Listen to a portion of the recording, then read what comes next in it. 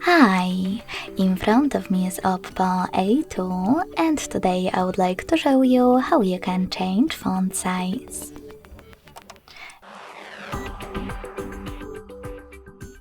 Begin by opening settings and scrolling down just a bit to access display and brightness. After that, scroll down again and tap on font.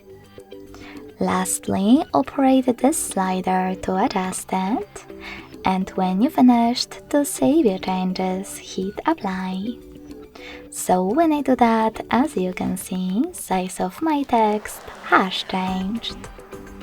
Thanks so much for watching. If you enjoyed this video, leave a like, comment and subscribe.